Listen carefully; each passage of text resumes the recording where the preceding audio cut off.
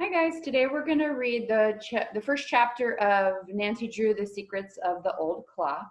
So I'm going to read chapter 1 aloud, and you guys can follow along in your book. So grab a snack, grab a drink, hit pause for a minute, and let's read. Okay. So, chapter 1, The Rescue. Nancy Drew, an attractive girl of 18, was driving home along a country road in her new dark blue convertible. She had just delivered some legal papers for her father. It was sweet of Dad to give me this car for my birthday, she thought, and it's fun to help him in his work. Her father, Carson Drew, a well-known lawyer in their hometown of River Heights, frequently discussed puzzling aspects of cases with his blonde, blue-eyed daughter.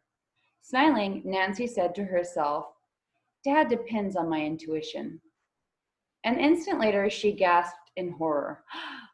From the lawn of a house just ahead of her, a little girl about 5 years of age had darted into the roadway. A van, turning out of the driveway of the house, was briefly 50 feet away from her. As the driver vigorously sounded the horn in warning, the child became confused and ran directly in front of the van. Miraculously, the little girl managed to cross the road safely and pull herself up onto a low wall, which formed one side of a bridge. But the next second, as the van sped away, the child lost her balance and toppled off the wall out of sight.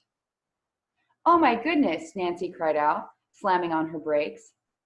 She had visions of the child plunging into the water below, perhaps striking her head fatally on a rock. Nancy leaped out of her car and dashed across the road. At the foot of the embankment, she could see a curly-haired little girl lying motionless, the right side of her body in the water. I hope Nancy dared not compete the harrowing thought as she climbed down the steep slope. When she reached the child, she saw, to her great relief, that the little girl was breathing normally, and no water had entered her nose or mouth. A quick examination showed that she had suffered no broken bones. Gently, Nancy lifted the little girl, and holding her firmly in both arms, struggled to the top of the embankment. Then she hurried across the road and up the driveway to the child's house. At this moment, the front door flew open, and an elderly woman rushed out, crying, "Judy! Judy!" The next second, the child lost her balance. "I'm sure she'll be all right," said Nancy quickly. The woman, seeing Nancy's car, asked excitedly, "Did you run into her?" No. Judy fell off the bridge," Nancy quickly explained what had taken place. By this time, another woman, slightly younger, had hurried home from the house. "Our baby! What has happened to her?" As the woman reached out to take Judy, Nancy said soothingly, "Judy's going to be all right. I'll carry her into the house and lay her on a couch." One of the women opened the screen door, and the other directed, "This way." Nancy carried her little burden through a hallway and into a small, old-fashioned living room. As soon as she laid the child on the couch, Judy began to murmur and turn her head from side to side. "I believe she'll come to in a few minutes," said Nancy. The two women watched Judy intently as they introduced themselves as Edna and Mary Turner, great aunts of the little girl. "Judy lives with us," explained Edna, the older sister. "We're bringing her up." Nancy was somewhat surprised to hear that these elderly women were rearing such a small child. She gave her name and address just as Judy opened her eyes and looked around. Seeing Nancy, she asked, "Who are you?" "My name is Nancy. I'm glad to know you, Judy. Did you see me fall?" Nancy nodded as the child's Aunt Mary said, "She rescued you from the river after you fell in." Judy began to cry. "I'll never run into the road again. Really, I won't," she told her aunts. Nancy said that she was sure that Judy never would. She patted the child, who smiled up at her. Although Nancy felt that Judy would be all right, she decided to stay a few minutes longer to see if she could be of help. The child's wet clothes were removed and a robe put on her. Mary Turner started out for the kitchen door. I'd better get some medication and wet compresses for Judy. She's getting a good-sized lump on her head. Nancy, will you come with me? She led the way to the kitchen and headed for the first aid cabinet, which hung on the wall. I want to apologize to you, Nancy, for thinking you hit Judy, the woman said. I guess Edna and I lost our heads. You see, Judy is very precious to us. We brought up her mother, who had been an only child and was orphaned when she was little. The same thing happened to Judy. Her parents were killed in a boat explosion 3 years ago. The poor little girl has no close relatives except Edna and me. Judy looks very healthy and happy, Nancy said quickly, so I'm sure she must love it here. Mary smiled. We do the best we can on our small income. Sometimes it just doesn't suffice, though. We sold some old furniture to the 2 men in that van you saw. I don't know who they were, but I guess the price was all right. Mary Turner's thoughts went back to little Judy. She's so little now that Edna and I are able to manage with our small income. But we worry about the future. We are dressmakers, but our fingers aren't so nimble with the needles as they used to be.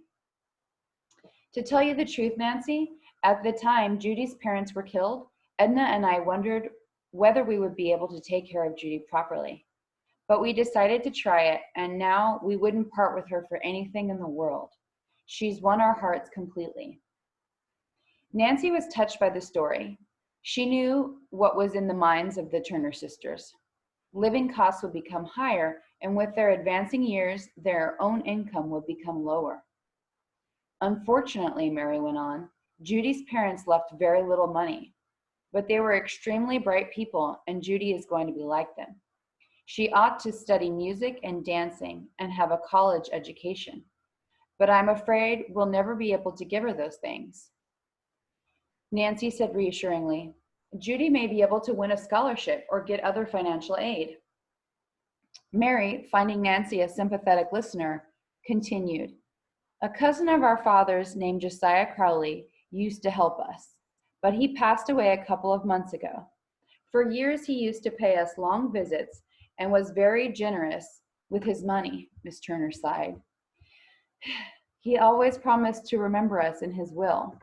He loved little Judy, and I'm afraid Edna and I came to depend on that in our plans for her. But he did not carry out his promise. Nancy smiled understandingly and made no comment, but she did wonder why Mr. Crowley had changed his mind. Josiah went to live with some other cousins. After that, things changed.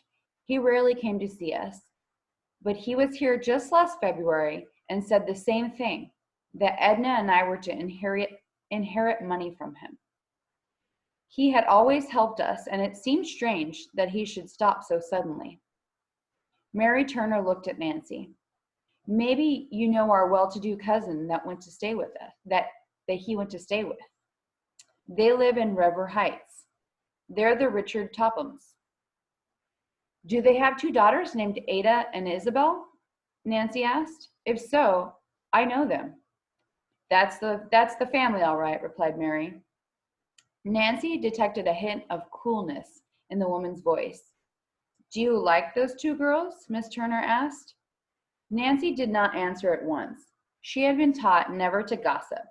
But finally she said tactfully, Ada and Isabel were in high school with me. They were never my close friends. We didn't see eye to eye on various things. By this time, Mary Turner had selected a few items from the first aid chest. Now she went to the refrigerator for some ice cubes. As she arranged the various articles on a tray, she said, well, when Cousin Josiah passed away, to our amazement, Richard Topham produced a will which made him the executor of the Crowley estate and left all the money to him, his wife, and the 2 girls. Yes, I did read that in the newspaper, Nancy recalled. Is the estate a large one?